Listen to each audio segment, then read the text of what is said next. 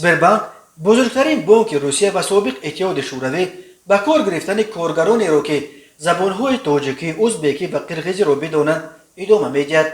این بانک ماه اکتبر اعلان داد مشاورهای را به کار میگیرد که به زبانهای تاجیکی، ازبکی و قرقیزی در سطح B2 بلد باشند، یعنی به این زبانها راحت صحبت کرده توانند. روز 8 نوامبر باشد سبربانک اعلان نوی را نشر کرد و گفت به مقام منیجر برای کار با مشتریان کارگرانی را میجوید نیز همان سه زبان اساسی مهاجران تاجیکی، ازبکی و قرقیزی را در سطح B2 بدانند. ولی اگر معاش مشاور 67,000 اعلان شده بود، معاش منیجر 10,000 روبل بیشتر 77,000 روبل اعلان شده است. برای مقام منیجر نیز طلبات‌ها چندان سخت نیست.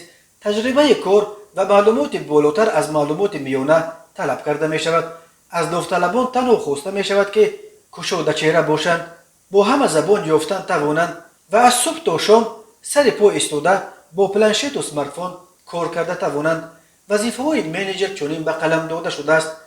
منیجر برای کار با مشتریان متخصصی است که محصولات سبر را در شعبه بانک توسط پلنشت و ترمینال های خود خدمت رسانی می فروشد.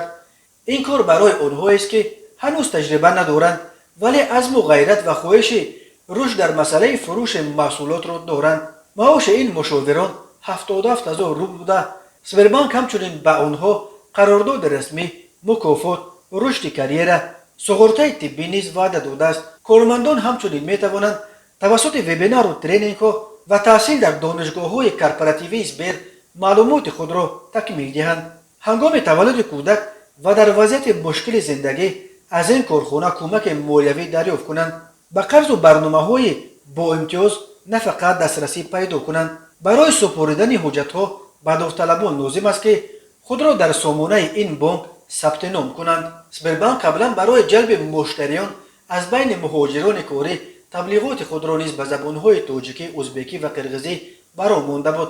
به مقامهای مشاور و اینک منیجر به کار گرفتن کارگرانی که زبانها را بدانند ظاهراً بیانگر تلاش‌های نو این بانک بزرگ برای تحکیم جای پایش در بین مهاجران کاری است که هر سال از آسیای مرکزی برای مردکاری به روسیه می‌آیند.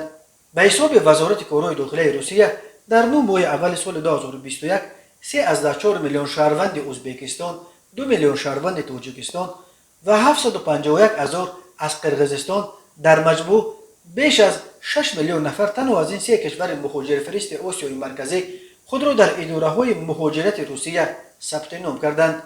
بیش از 5.2 میلیون نفر آنها در سندهای خود ذکر کردند که به روسیه نه برای تماشا یا استراحت بلکه به جستجوی کار آمدند.